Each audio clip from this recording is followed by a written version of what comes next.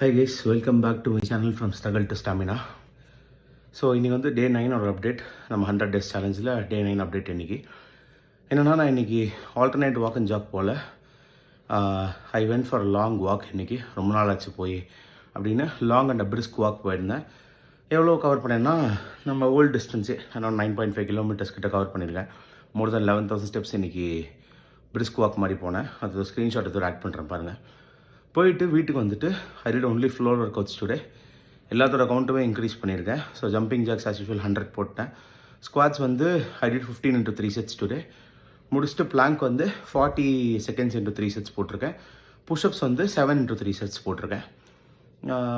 பர்ஃபீஸ் வந்து இன்னி வந்து யூஸ்வலாக நம்ம எவ்வளோ போட்டிருந்தோம்னா அரௌண்ட் 20 ஒன்று போட்டிருந்தோம்னு நினைக்கிறேன். I don't remember.